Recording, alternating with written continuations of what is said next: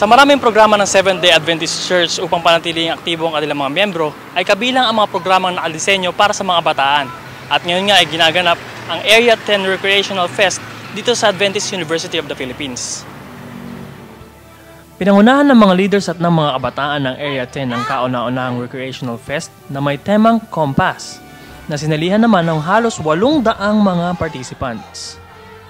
Ang Recreational Fest na ito ay binubuan ng mga lectures at activities na nakadisenyo upang magbigay ng mga bago at exciting na kaalaman at experience para sa mga kabataan na huhubog sa kanilang mga talento na kanilang namang magagamit sa paglilingkod.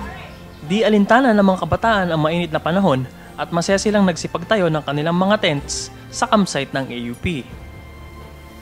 Ito ang campsite dito sa loob ng AUP kung saan ay makikita nyo sa aking likuran ang mga participants mula sa Area 10. Kung saan makikita nyo sa ilalim ng mga puno mangga, sila ay nagtayo ng mga tents para sa 4 na araw nilang pananatili para sa programa ng kanilang Youth Federation.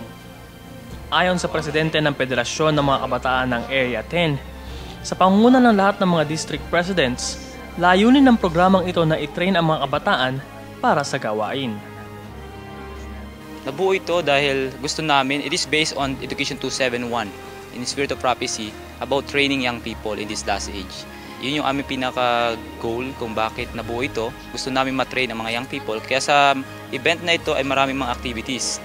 Meron about media and broadcasting, meron about fine arts, digital arts, theater arts at iba pa, na kung saan gusto nating mahubog yung talents and yung gifts ng mga kabataan in our area, Cavite, para sa gawain.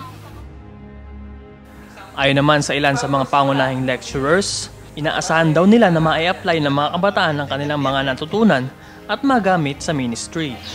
Expectations namin is for the people to reach souls para maging sila, strong lightning rod between the playwright, which is our master director God, and between the audience. Sila yung maging instrument to share the message from the Bible, most especially. Yung objective natin is to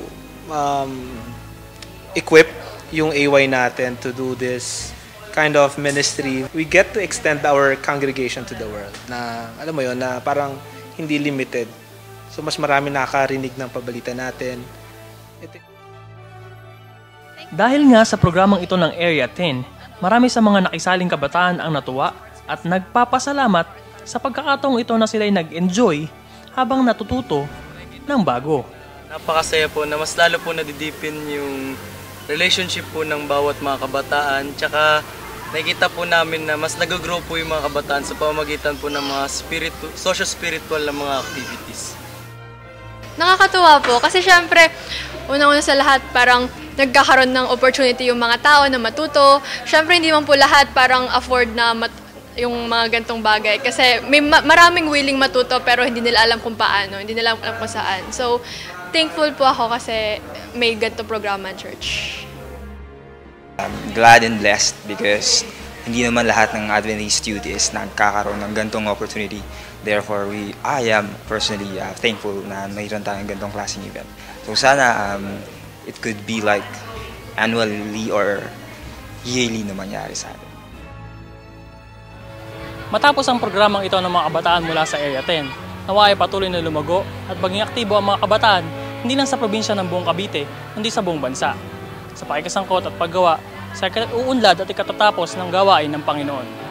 Brendis Tito nag-uulat para sa Hope Today.